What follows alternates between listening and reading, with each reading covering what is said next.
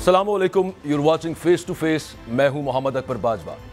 आईने पाकिस्तान की इस साल गोल्डन जुबली मनाई गई। आपने वो मनाजिर देखे होंगे पार्लियामेंट के अंदर तमाम, बल्कि उसमें सुप्रीम कोर्ट के एक जज साहब भी वहाँ पे गए थे और उस पर कुछ मुतनाज़ हो गया था। उन्होंने कहा लेकिन आइन की गोल्डन जुबली के लिए कि 50 साल मुकम्मल हो गए आइन को बने हुए, तो वो जो सब तकरीबात हुई और तकारीर हुई, उनके बावजूद 50 सालों के बाद भी इन लेटर एंड स्पिरिट पाकिस्तान के अंदर आइन का नफाज आज तक नहीं हो सका। बाकी चीज़ें तो छोड़ देते हैं, हम एजुकेशन की बात करनी है हमने या बेसिक हेल्थ की बात करनी है, जो कि आइन गारंटी करता है to all citizens of Pakistan, side पे कर दे उनको कि जी बजट नहीं है हमारे पास, इतने पैसे नहीं, हम गरीब मुल्क हैं, दिस एंड दैट, वो अपनी जगह पे। एक चीज़ बड़ी क्लियर है और वो ये कि मुकन्ना जब तहलील हो जाए तो उसके 90 दिन के अंदर इलेक्शंस करवाने, अगर तहलील की गई है, वरना अगर अपनी मुद्दत के बाद हुई तो 60 दिन के अंदर होने। यहाँ पे एक चीज़ एसेंशियली ये है कि पाकिस्तान में 90 रोज़ में इलेक्शंस तो नहीं हो रहे, वो तो इलेक्शन कमीशन बता चुका है। उसका जो भी बहाना बनाया गया कि जनाब एन मौके के ऊपर मरदमशुमारी को रेटिफाई करवाया गया काउंसिल ऑफ कॉमन इंटरेस्ट से और उसके बाद हल्का बंदियाँ करनी है एंड दिस एंड दैट, मामला तो आगे भी जा सकते हैं, लेकिन सुप्रीम कोर्ट उसको आइन पाकिस्तान को सेफ गार्ड करने की जिम्मेदारी रखती है। और आइन के अंदर ही एक आर्टिकल 58 भी है जिसके तहत सदर मुमलकत ने तारीख देनी होती है। पिछली हुकूमत ने क्या किया कि इलेक्शन एक्ट 2017 के अंदर तरमीम की और इलेक्शंस की तारीख देने का इख्तियार दे दिया इलेक्शन कमीशन को। एक्चुअली इलेक्शन कमीशन ने आपके सामने ही उन्होंने 8 अक्टूबर की तारीख दे दी थी। सुप्रीम कोर्ट में भी पिछले दिनों हेयरिंग हुई, उसके अंदर सुप्रीम कोर्ट ने यह कहा कि इलेक्शन कमीशन इंतखाबात की तारीख आगे बढ़ाने का इख्तियार नहीं रखता। अच्छा, इसी के साथ एक ताज़ा खबर कह लीजिए, किसी तौर उसकी कॉन्फर्मेशन एग्जैक्ट तो नहीं है, वो आपके साथ शेयर करता हूँ। ये बताने का ये मकसद ये था इंट्रोडक्शन देने का कि जो खबर जिसकी तरफ मैं बढ़ना चाह रहा हूँ वो ये है कि द न्यूज़ ने रिपोर्ट किया कि ऐवान सदर के चौथे फ्लोर पे सदर पाकिस्तान का दफ्तर है, वहाँ पर एक अहम मुलाकात हुई। सदर पाकिस्तान से दो अहम शख्सियात, पाकिस्तान की सबसे दो अहम शख्सियात मिलने के लिए वहाँ पर गई, द न्यूज़ रिपोर्ट कर रहा है। और वो कहते हैं कि वहाँ पे बातचीत क्या हुई, उस एरिया को बिल्कुल ऑफ लिमिट्स कर दिया गया था। जो ऐवान सदर के मुलाजमीन है या वहाँ जो लोग काम करते हैं उनको वहाँ पर जाने से रोक दिया गया था। ये दो अहम शख्सियात कौन है, अब उसके बारे में लोग तुक्के लगा रहे हैं और गेस्ट जो कर रहे हैं वो यही कर रहे हैं कि जो एसेंशली पाकिस्तान की सबसे अहम और ताकतवर शख्सियात हैं वो कहीं सदर साहब से मिलने के लिए। उसमें फिर आगे 3-4 चीज़ें और आ रही हैं कि वहाँ पर बात क्या हुई।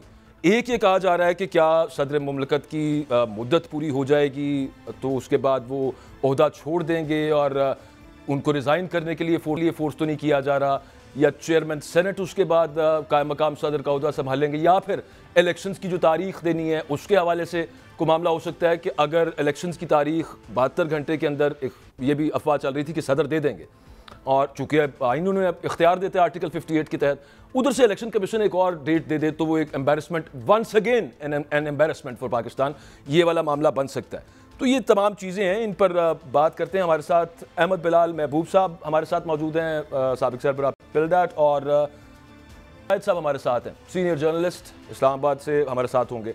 मैं अगर अहमद महबूब साहब अगर आप सिर्फ 2 मिनट दीजिए, मैं ये खबर जो है इसके हवाले से मियाँ साहब का लेना चाह रहा हूँ कि उनके पास इस बारे मज़ीद इन्फॉर्मेशन क्या है।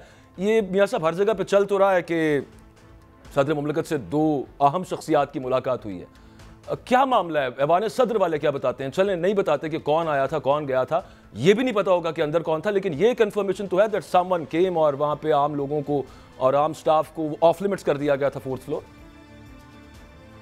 बाजा साहब, इस इतला के 2 पहलू हैं। एक तो खबर है, दूसरी मैं उसको अभी तक अफवाह ही कहूँगा क्योंकि उसकी तस्दीक नहीं है और मैंने तस्दीक भी की, अभी तक तस्दीक नहीं हुई।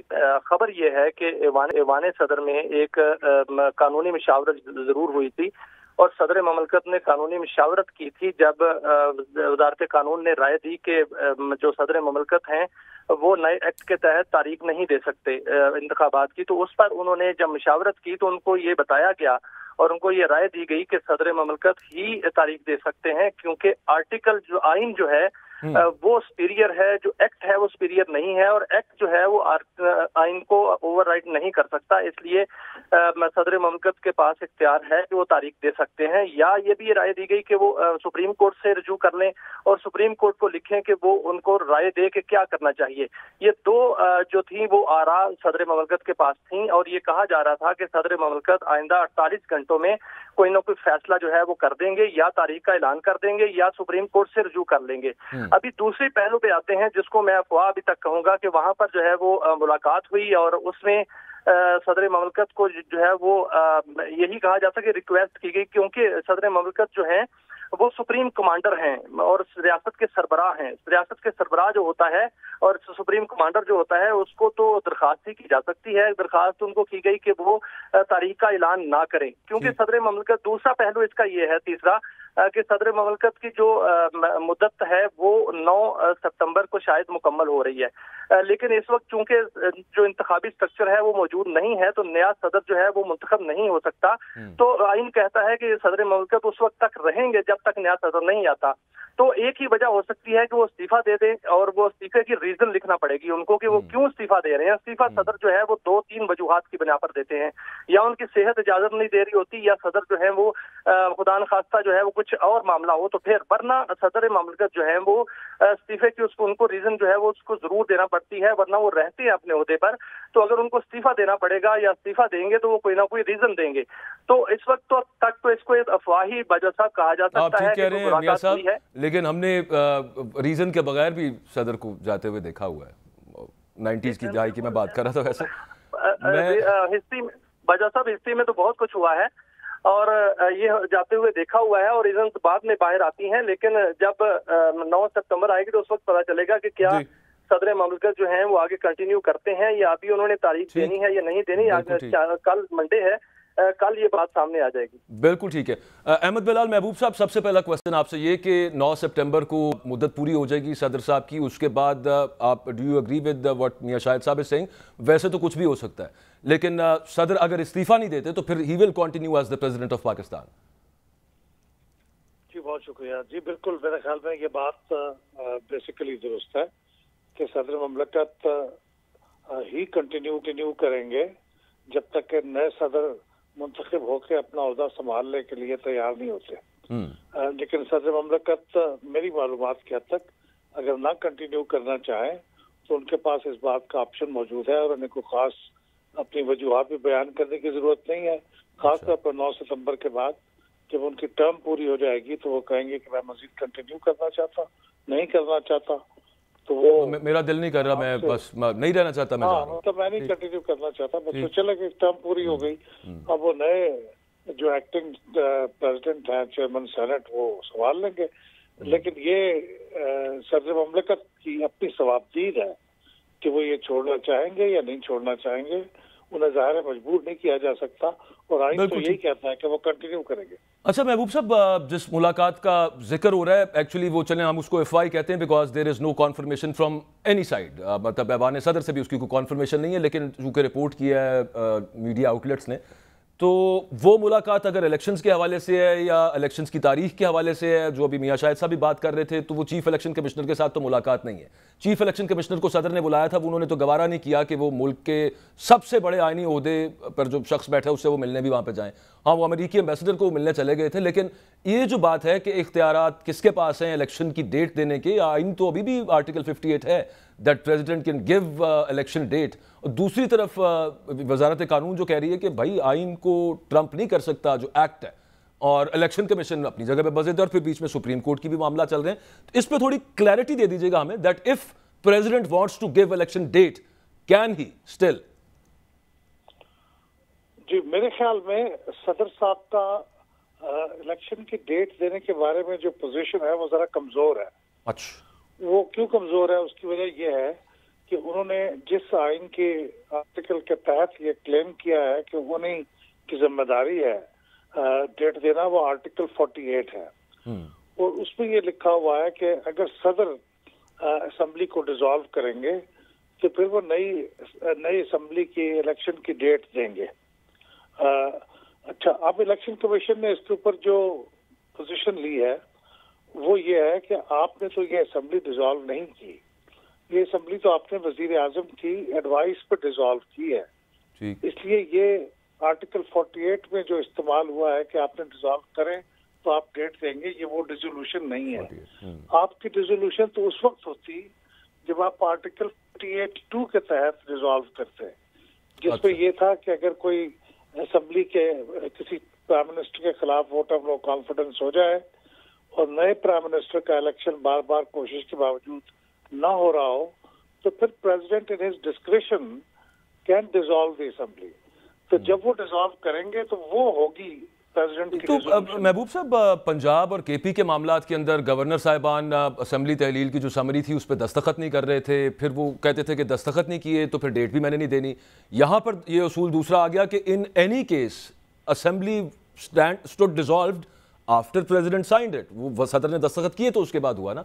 तो आप इस आर्ग्यूमेंट को बूदा समझते हैं कि सदर के पास इख्तियार नहीं आपके मुताबिक? ये कमजोर है, और कमजोर होने की एक दूसरी वजह ये है कि देखिए हमारे यहाँ जो सदर है वो एग्जेक्टिव सदर नहीं है। वो सदर हर मामले में, ये आर्टिकल 48(1) में बड़ा क्लियरली लिखा हुआ है, हर मामले में वो वजीर आजम की एडवाइस का पाबंद होगा, सिवाय उन मामलात के जिनमें क्लियरली लिखा हुआ है कि ये उसकी डिस्क्रिप्शन है सदर की। जैसे मैंने आपको आर्टिकल 58(2) का जिक्र किया, उसमें लिखा हुआ है प्रेसिडेंट इन हिज डिस्क्रिशन, यानी वहां प्रेसिडेंट प्राइम मिनिस्टर। मैं थोड़ा सा आपको इंटरजेक्ट कर रहा हूं माजरत के साथ। 58(2)(b) तो खत्म हो गया, वहां पे आप नहीं मैं अर्ज कर रहा हूं वो तो खत्म हो गया, उसके तहत नहीं मैं समझ रहा हूं। 2B खत्म नहीं हुआ, 2B खत्म हो गया, 2 खत्म नहीं हुआ। जी मुझे बिल्कुल पता है, मैं सवाल कुछ पूछना चाह रहा था। मैं आपसे कह रहा था कि 58(2)(b) के तहत सदर के पास इख्तियार था असेंबली डिसॉल्व करने का, वो खत्म हो गया। अब 58(2) तो है यहां पे, अब सदर के पास तो इख्तियार ही नहीं है। सदर ने इन एनी केस वजीर आजम की एडवाइस पे ही डिसॉल्व करनी है असेंबली, तो उस सूरत के अंदर वो तारीख दे सकते हैं, क्योंकि इन एनी केस डिसॉल्व तो उनकी एडवाइस पे करें, खुद डिसॉल्व करने का इख्तियार तो सदर के पास नहीं रहा। नहीं, सदर के पास इख्तियार है, यही तो बात कर रहा हूँ। 58(2) नॉट 2B, मुद्दत पूरी हो जाए।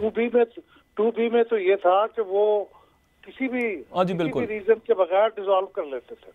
लेकिन 58(2) में सिर्फ एक सिचुएशन है कि जब वोट ऑफ नो कॉन्फिडेंस हो जाए किसी प्राइम मिनिस्टर के खिलाफ और नया प्राइम मिनिस्टर बार बार कोशिश से इलेक्ट ना हो रहा हो, तो फिर वो अपनी डिस्क्रिप्शन में उस असेंबली को डिसॉल्व कर सकते हैं।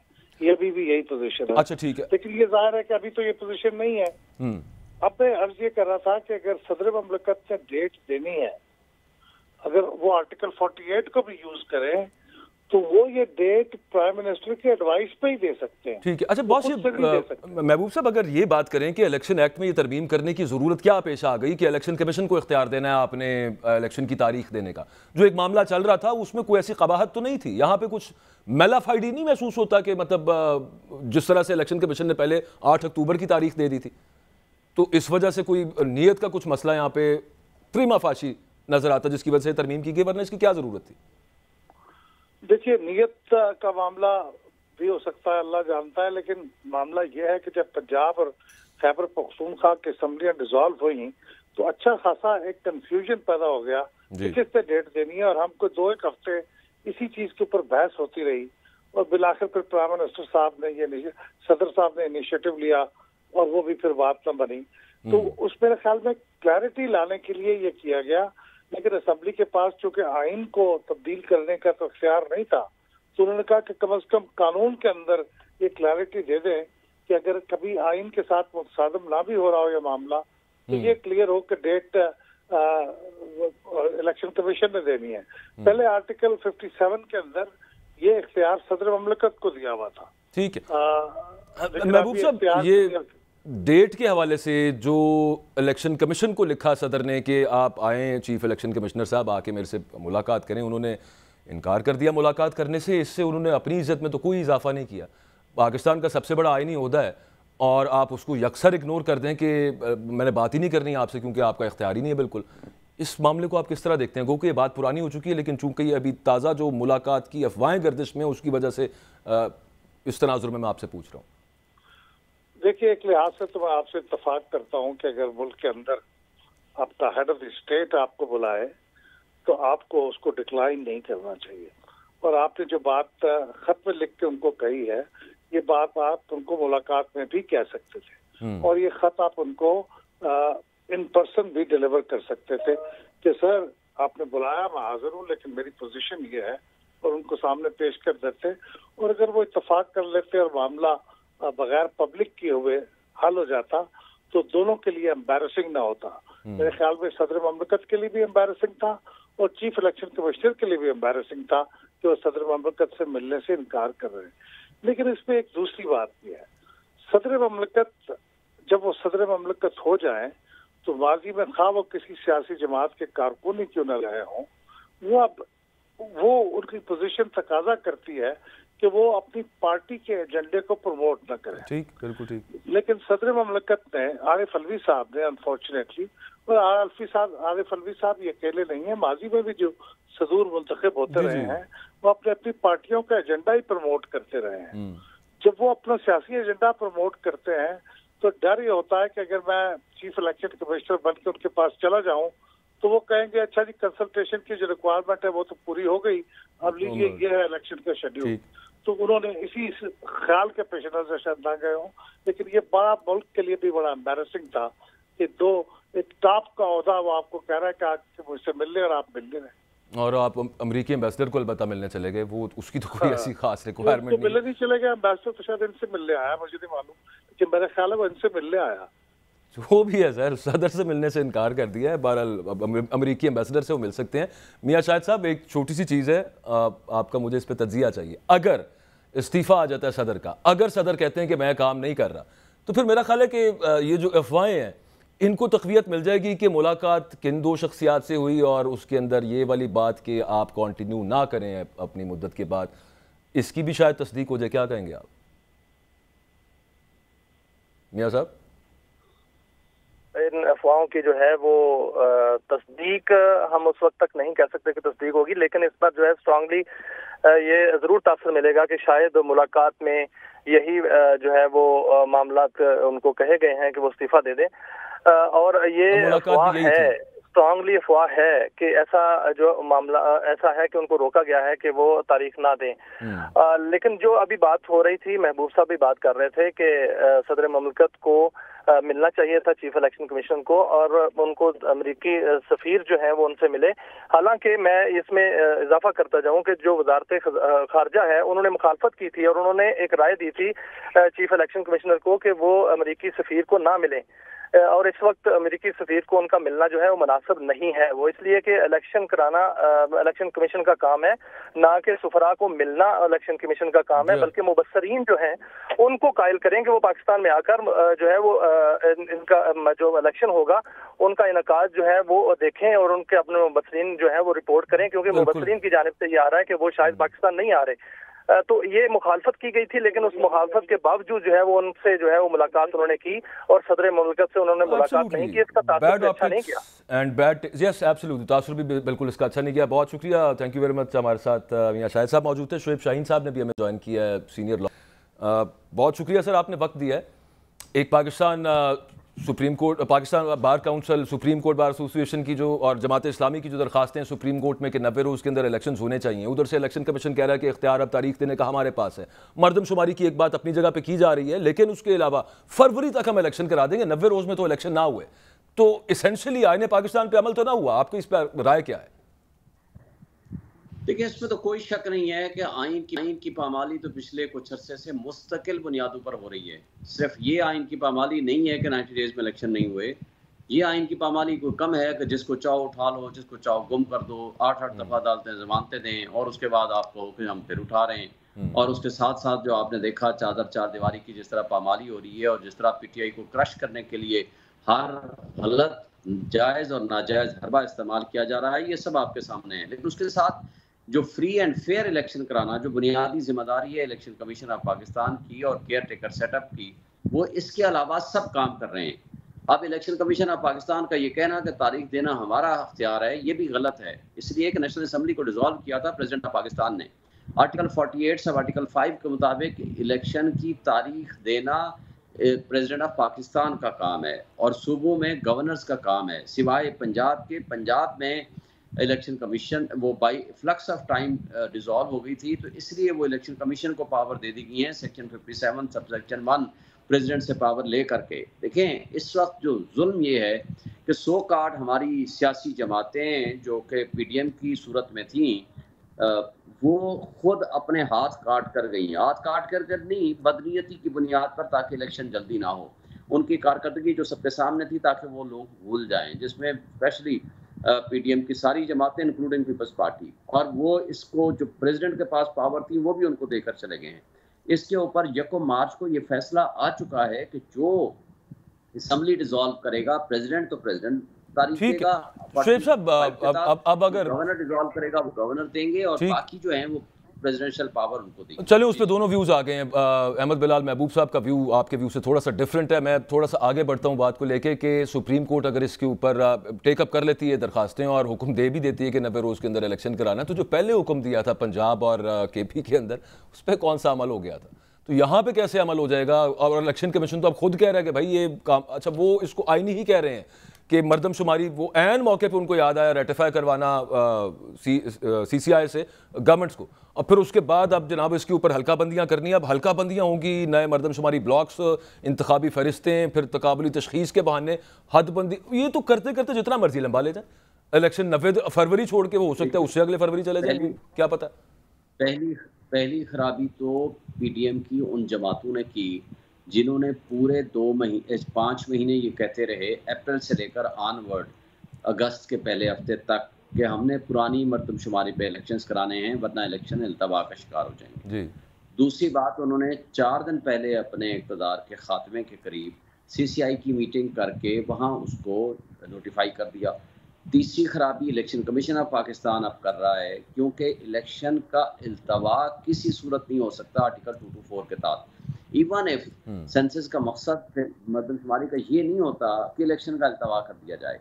हाँ, नॉर्मल हालात होते हैं, इलेक्शन अभी नहीं होते, दूर होते हैं, सीसीआई का मिनट्स आते हैं, फाइनलाइज होता है, फिर डिलिमिटेशन होती है, फिर आइन में तरमीम होती है 51(5) के तहत, उसमें तगय्युर और तबद्दल होता है, वो हो नहीं सकती, सही वो हो नहीं सकती क्योंकि समझा नहीं है। तो ये सारा ड्रामा रचाया हुआ है पीडीएम की जमातों ने। इसमें वाहिद पार्टी है जो इलेक्शन का इनकाद चाहती है, पहले भी वो पटिशनर थे बिफोर द सुप्रीम कोर्ट और अब भी चाहते हैं, वो है पीटीआई।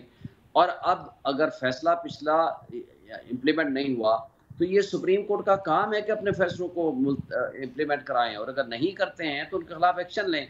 और इसी तरह अगला इलेक्शन का फैसला देना और उसको ना मानना मेरा ख्याल है अब मुमकिन नहीं होगा। और उसके साथ जो लोग भी, अच्छा फिर बाकी छोड़ देते हैं कि जी सुप्रीम कोर्ट के फैसलों को, क्या इस बेयकीनी की कैफियत को ज्यादा अरसे के लिए पाकिस्तान की कौम सह सकती है? क्या पूरा पाकिस्तान इस वक्त सरापा एहतजाज नहीं है? क्या पाकिस्तान में इस वक्त आग नहीं लगी हुई? क्या ये मुल्क इस वक्त आइन और कानून के मुताबिक चल रहा है?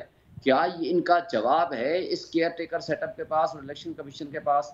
ये बड़े अफसोस की बात है, एक शख्स की नफरत में, चेयरमैन पीटीआई की नफरत में और एक पार्टी की नफरत में। शुएब साहब बहुत माजरत के साथ लेकिन ये कहना पड़ता है पीडीएम को हम क्या कहें, या उन 13 जमातों की क्या बात करनी, या बाकी और इदारों की क्या बात करनी। अदालतों से सबको तवक्को होती है, इंसानी हुकूक को भी अपहोल्ड करना होता है अदालतों ने, आइन पे भी अमल करवाना होता है अदालतों ने।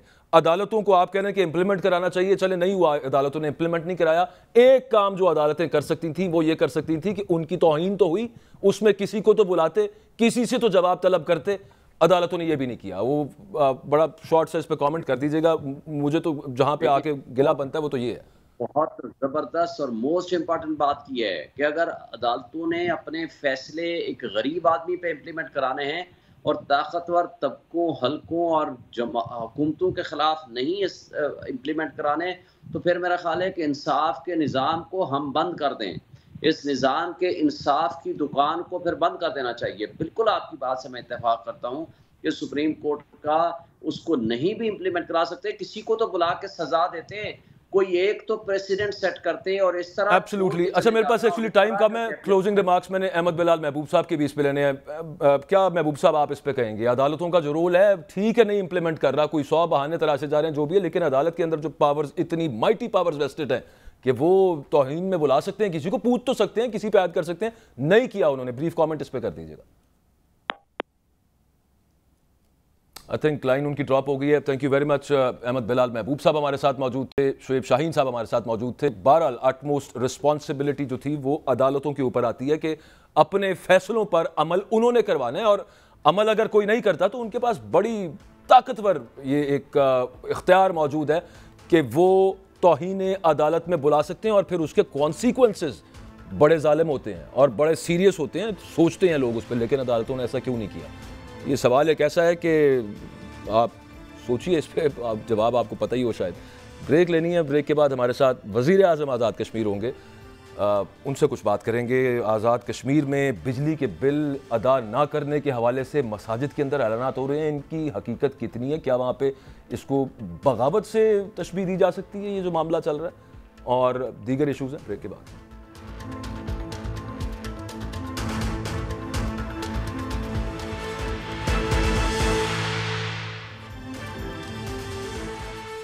बिजली के बिलों से पूरे पाकिस्तान के आवाम परेशान हैं। आज़ाद कश्मीर से एक खबर सामने आई, फुटेजेस एक्चुअली सामने आई, वी हैव दोज, कि मसाजिद के अंदर ऐलानात हुए कि बिजली का बिल नहीं भरना, और मतलब हालात तो ऐसी हैं जिसका बस चले पाकिस्तान में वो यही करे।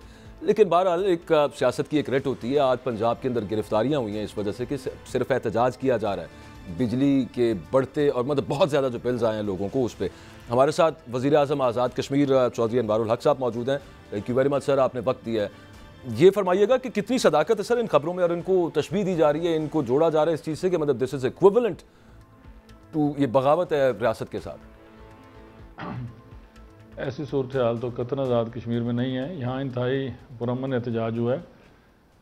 हमारा जो पुंछ डिवीज़न है वहाँ पे जो है ये एहतजाज का सिलसिला सबसे पहले शुरू हुआ था, और यही बिजली के बिलात जो इनमें होशरबा इजाफा हुआ इसकी बुनियाद पर ये एहतजाज हुआ, और इंतहाई पुरअमन एहतजाज है। और पुंछ की हमारी ऐसी धरती है ना सर जिसमें मसाजिद के अंदर ऐलानात हम सुन सकते हैं, देख सकते हैं।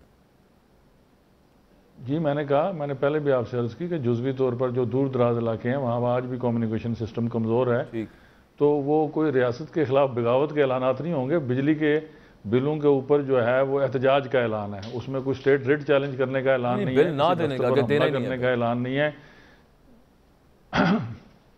मैं समझता हूँ कि ये शायद राइट जो है ये कंज्यूमर को हासिल है कि अगर उसने बिजली इस्तेमाल नहीं करनी तो वो बिल ना दे। अगर उसे बिजली इस्तेमाल करनी है, 1 माह का बिल नहीं देगा तो नेक्स्ट माह में या वो बिजली कट जाएगी या वो किस्तों के ज़रिए कराएगा। तो बुनियादी तौर पर चीज़ों को आउट ऑफ प्रोपोर्शन भी नहीं देखना चाहिए, और लोगों को जो आवाम के जायज़ मसाइल हैं उनको पुरअमन तरीके से हल करने की कोशिश करनी चाहिए। और मेरा जो सबसे चार्ज डिवीज़न है वो पुंछ है, और वहाँ पे भी अल्हम्दुलिल्लाह जो पुंछ के गयूर अवाम है उनकी एक हिस्ट्री है, इंतहाई पुरअमन तौर पर वो एहतजाज कर रहे हैं। चले इसी बात को थोड़ा आगे बढ़ा और मेरी काबीना ने, मैं इसी बात को थोड़ा सा आगे बढ़ाता हूँ। ख्वाजा आसिफ साहब ने फरमाया, पिछले दिनों आपकी नज़र से भी गुजरा होगा कि आज़ाद कश्मीर से अरबों रुपए की बिजली चोरी होती है, वो ये कहते हैं। और वो इस बात इस तनाजुर में हो रही थी कि इतने ज़्यादा बिल आम बंदे को देने ना पड़े। तो जहाँ और जगहों का फाटा और बलूचिस्तान का जिक्र किया, वहाँ पे उन्होंने आज़ाद कश्मीर का भी जिक्र कर दिया कि अरबों रुपए की बिजली वहाँ पे चोरी हो रही है, और ये कौमी ख़जाने पे बोझ पड़ता है, उसका कीमत वहाँ से अदा नहीं होती उस बिजली की। नहीं, ये तो इतना लेम एक्सक्यूज़ है कि मैं ख़ालिद साहब जैसे संजीदा बंदे से ये तो कोई नहीं करता। अरबों की बिजली तो हम ले नहीं रहे, तो चोरी अरबों की बिजली कहाँ से हो रही है। हाँ, ये ज़रूर मैं कहने में हक बजाने दूँ कि हम खरबों की बिजली दे रहे हैं। मेरी तो जो आइडल ज़रूरियात हैं वही 300, 350 मेगावाट हैं, और उसमें भी जो टैरिफ है, जो ऑलरेडी एग्रीड टैरिफ था, उसके मुताबिक हम जो बिजली के बिलात हमें आते हैं, जो हमारा एग्री टैरिफ है उसके मुताबिक तो वो 100% हम जमा करवाते हैं। हाँ, ये इससे कोई इनकार भी मुमकिन नहीं है, यहाँ पे कोई लाइन लाइसेंस नहीं है या कोई चोरी नहीं है, लेकिन ये कि अरबों की बिजली चोरी हो रही है। मैं आपको फिगर दे देता हूँ, हमें मुझे नहीं बता देता हूँ। उन्होंने फाटा, आज़ाद कश्मीर और बलूचिस्तान का मिला के 200 अरब रुपए की बिजली चोरी का इल्ज़ाम आयद किया है। 200 अरब। अब उसमें कई अरबों तो आपके बता रहे होंगे। अब उनसे ये ज़रूर पूछिएगा उनसे कि फाटा की आबादी कितनी है, बलूचिस्तान की कितनी है, और आज़ाद कश्मीर की कितनी है, और फिर इस 200 अरब जो उन्होंने फरमाया ना, इसको आबादी पे तकसीम किया जाएगा तो मेरे ज़िम्मे शायद कोई 1.5-2 अरब ही निकलता होगा। अच्छा, आपका मतलब है कि आप बहुत कम बिजली वहाँ पे चोरी हो रही है और नहीं हो रहा कुछ? अच्छा, लाइन लॉसेस का जो है डेफिनेटली चोरी हो रही है, इससे तो इनकारी मुमकिन नहीं है। हाँ। लेकिन जब आप इसको आइसोलेशन में ना देखें ना कि आजाद कश्मीर में सिर्फ चोरी हो रही है, पाकिस्तान में चारों वफाकी इकाइयों में, गिलगित बल्तिस्तान में भी शायद उनके तो खैर ये आपकी बिजली है नहीं है, बाकी फाटा में भी और बलूचिस्तान में भी, जो इसी तरह हमारे भी जो दूर दराज के इलाके हैं जहाँ पे 6 माह बर्फ रहती है, वहाँ पे जो मीटरिंग सिस्टम है इतना फाल नहीं है, उसको फाल करने की कोशिश की जा रही है। लेकिन ये बात कि जी अरबों की चोरी हो रही है, ये तो बिल्कुल ही कमज़ोर जुमला है। मुकम्मल जुमला ये है कि खरबों की बिजली आज़ाद कश्मीर प्रोड्यूस भी करके दे रहा है।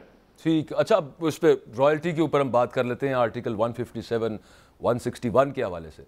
तो उसके मुताबिक ओवरऑल ये बताइएगा कि कितनी बिजली आपकी ज़रूरत में है और कितनी आप दे रहे हैं आगे, और वो कितनी जो है जिसमें पता नहीं उन्होंने इतनी चोरी कहाँ से डाल दी है। फिर अगर आप ये कह रहे हैं कि खरबों की जा रही है, फिर तो हिसाब निकलता है ख्वाजा आसिफ साहब की तरफ, जो चाहे आपका उसने करिश्मा साज करे कि उन्होंने आपको फिर खरबों, मैं यही कह रहा हूँ ना, जो चाहे आपका उसने करिश्मा साज करे। मैं अब ख्वाजा साहब मोहतरम है, सियासी कारकुन है, नून लीग के सीनियर रहनुमा है, इससे ज़्यादा मैं क्या कमेंट करूँ उनके बात पे। लेकिन जो आप फरमा रहे हैं कि हम तकरीबन आज़ाद कश्मीर में जो हमारे जो बड़े हाइडल यूनिट्स हैं और जो छोटे हैं, वो कुल मिला के तकरीबन 26, 2650, 2700 मेगावाट बिजली इस वक्त आपके नेशनल ग्रिड में वो कंट्रीब्यूट कर रहे हैं, और हमारी जो ज़रूरत है वो 300, 350, पौने 400 के लगभग है। अच्छा, वो गर्मियों में थोड़ी सी बढ़ जाती है, सर्दियों में कम हो जाती है। एब्सोल्युटली। पब्लिक एक्शन कमेटी के जो एहतजाज जारी हैं कश्मीर में, उसमें ये मुतालबा ये भी है कि हुक्मरानों को, अफसरान को जो मुफ्त बिजली और ये देना बंद की जाए। वैसे तो पूरे पाकिस्तान के अंदर है, कश्मीर में भी ये मामला है। आपकी इस पर क्या पॉलिसी आगे, ऐसा कोई प्लान है कि ये जो मुफ्त यूनिट? देखिए, इसके ऊपर हम सीरियसली वर्कआउट कर रहे हैं। ये देखिए, मैं तो मुतअद्दिद दफ़ा ये बात कह चुका हूँ कि जब भी आप अशराफिया के म्यारे ज़िंदगी और अवाम के म्यारे ज़िंदगी में दूरियां पैदा करते जाएंगे, पॉलिटिकल पोलराइजेशन बढ़ेगी और समाज में नफरत बढ़ती जाएगी। तो ये तो बिल्कुल ठीक बात है, इसमें तो कोई दूसरी राय होनी नहीं चाहिए कि जो आपकी क्लासेस हैं उनके मुताबिक तो कानून का नफाज नहीं हो सकता। अगर एक रेडी वाला, एक रिक्शा वाला, एक छोटा दुकानदार, एक छोटा मुलाजम, एक बेरोज़गार वो बिजली का बिल दे रहा है, तो जो आपका हुक्मरान तबका है, जो आपकी अशराफिया है, जो आपकी अपर ब्यूरोक्रेट क्लास है, जो आपके सनतकार हैं, ये सारे तो खैर दे ही रहे हैं। लेकिन ये जो फ्री बिजली वाला कंसेप्ट है, ये मेरी समझ में नहीं आ रहा। और मैं जो उनको जो बहुत ही ज्यादा आने वाले दिनों में मुझे लेट मी फिनिश, मैं अपने इत्तेहादी जमातों के साथ और अपनी कैबिनेट के साथ बिल्कुल इस मशवरे पर ज़ाती तौर पर तो मैं 100% इस बात के हक में हूँ कि मुफ्त बिजली अगर हम खरीद नहीं सकते तो मुफ्त बिजली हमें लेने का क्या इस्तेकाक है, और वो भी उस क्लास को मुफ्त बिजली लेने का क्या इस्तेकाक है कि जो बिजली अफोर्ड भी कर सकती है। तो ये मुफ्त बिजली वाला कंसेप्ट तो अगर मेरी ज़ाती राय हो तो मैं इसे सुबह ख़त्म कर दूं, लेकिन चूंकि मैं एक निज़ाम का हिस्सा हूं तो मुझे मुशावरत के साथ इसको बतदरीज इसकी दुरुस्तगी का अमल जो है वो उसको मैंने डेफिनेटली के थ्रू करना, उसको यकीनी बनाना है, और इंशाल्लाह आइंदा आने वाले दिनों में मैं बना लूंगा। अच्छा, ये फरमाइएगा कि एक मुतालबा वही बिजली के बिलों पे एहतजाज हर जगह पे जारी था। वैसे वो खबर मैंने सुनी, आपने बड़ा रिलीफ दिया आज़ाद कश्मीर के आवाम को कि आपने वो जो इजाफा था वो वापस ले लिया, या जिन्होंने बिल जमा करा दिए वो अगले वाले में सेटल होकर आ जाएगा उनका उसके साथ। तो हर एक की ख्वाहिश पैदा होती है कि यार काश हम भी आज़ाद कश्मीरी रह रहे होते, कोई इस तरह का रिलीफ हमें भी मिल जाता। ये आपने फिर किस तरह मैनेज आप कैसे करेंगे? वो जो ऊपर के पैसे हैं वो देखिए कितनी देर तक मैनेज होगा? मेरी गुजारिश क्या है, मेरी गुजारिश ये है कि आप अपने अखराजात, गैर तरक्याती अखराजात उनको कम कीजिए, ऑपरेशनल एक्सपेंडिचर्स कम कीजिए। और फिर मेरा मुकदमा थोड़ा सा डिफरेंट है जो पाकिस्तान की इकाइयाँ उनसे। मेरा मुकदमा ये है कि अगर मुझे जिस रेट पर बिजली बन रही है उस रेट पर बिजली दे दी जाए, क्योंकि मेरी बहुत ही थोड़ी ज़रूरियात हैं। अब उसकी मिसाल मैं आपको, ताकि फिर आप समझें कि जो आप कंपेयर करते हैं पंजाब को आज़ाद कश्मीर के साथ, वो नहीं किया जा सकता। मसलन मेरा एक लोकल हाइडल प्रोडक्शन यूनिट है, उसको जागरा के नाम से वो उसका मशहूर है, वो जागरा 1 हम उसे कहते हैं। वहाँ से तकरीबन हम 30 मेगावाट बिजली दे रहे हैं नेशनल ग्रिड को। मुझसे जो सेंट्रल पावर परचेज कंपनी है वो बिजली खरीद रही है 3 रुपया 1 पैसे, 2 पैसे, 3 पैसे, 3 रुपये ऑलमोस्ट उसको आप कह सकते हैं। और जब वो बिजली जो मैं वापस लेता हूँ बजरिया डिस्कोस, तो वो मैं लेता हूँ 34 रुपये। तो मेरी तो सिर्फ इतनी रिक्वेस्ट है कि जो बिजली जिस कीमत पे आप मुझसे ले रहे हैं उसी कीमत पे मुझे दे दें, तब भी मेरा एतराज़ नहीं है। और अगर इससे ज़्यादा देना चाहें तो जो बिजली जिस कीमत पर आप प्रोड्यूस कर रहे हैं उस कीमत पर मुझे दे दें, तब भी मेरा मसला हल हो जाता है।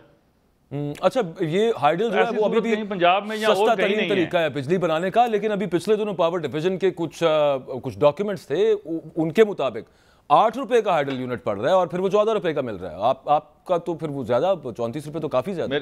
मेरी गुजारिश सुने, मैंने तो यही कहा कि नीलम झेलम हाइडल प्रोजेक्ट में यूनिट 8 रुपए का पड़ा है, आप दुरुस्त कह रहे हैं, लेकिन उस 8 रुपए में जो मुजफ्फराबाद शहर है वहां पे इशू ये पैदा हुआ जिसकी वजह से मुजफ्फराबाद शहर में स्ट्राइक्स हुई। अब तुझे 2 मिनट मुझे जरा आप बात करने का मौका दीजिएगा। मुजफ्फराबाद में जब ये प्रॉब्लम शुरू हुआ स्ट्राइक्स का, तो वहां पे जो नीलम झेलम हाइडल पावर प्रोजेक्ट्स था उसकी जब वो टनल्स में पानी डाइवर्ट हुआ तो नौशहरी डैम के मुकाम से आगे नीलम में पानी का फ्लो कम हो गया, बल्कि अवलीन दिनों में तो ना होने के बराबर रहा, जिससे शहर में सेवरेज के पानी के मसाइल पैदा हुए, 3-4 डिग्री टेम्परेचर भी अप हो गया।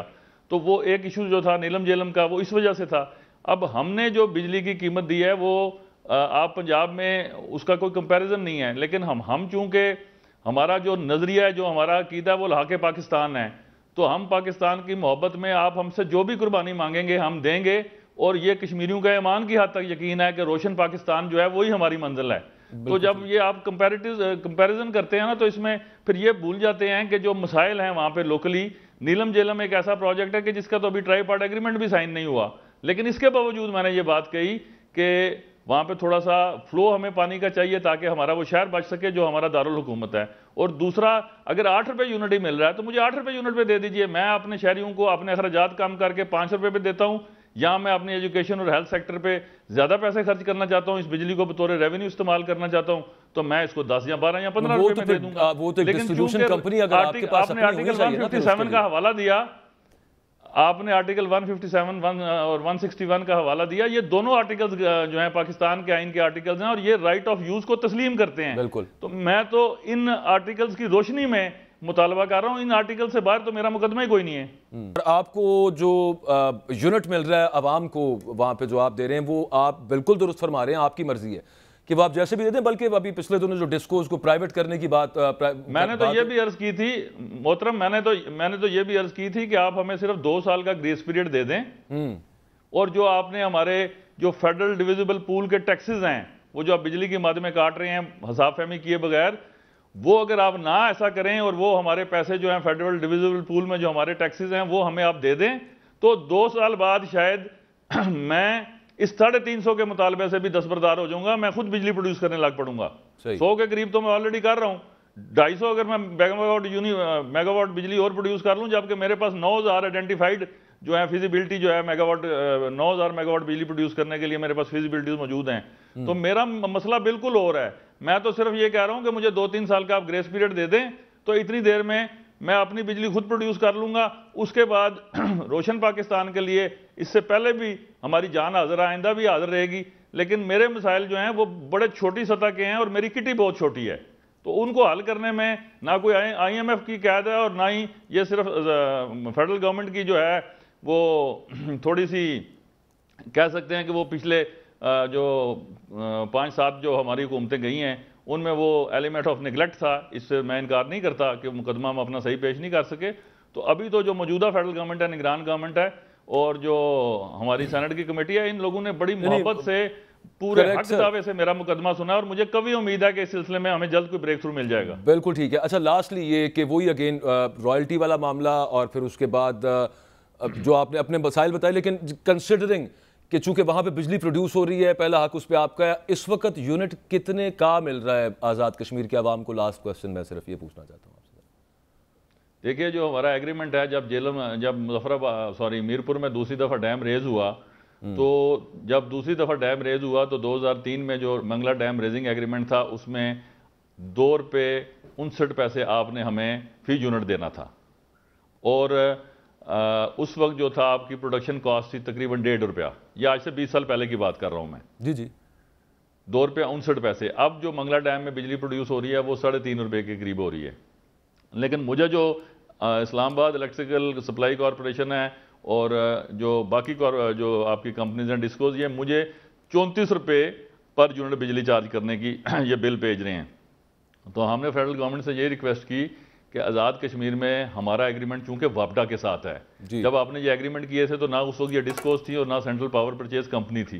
अगर आपको इस सारे मामले को रिविजिट करना है तो फिर बैठ के हम नया मुआहदा करते हैं जिसमें आपकी ये नए इदारे जो हैं इनको भी इंडक्ट करते हैं और इसके लिए एक फ्रेश एग्रीमेंट के जरिए इस सारे इशूज़ को रिजॉल्व करते हैं, जिस पर खासा तेज़ी से काम हो रहा है। ठीक, बहुत शुक्रिया, थैंक यू वेरी मच। हमारे साथ चौधरी हक साहब मौजूद थे, वज़ीर आज़म आज़ाद कश्मीर।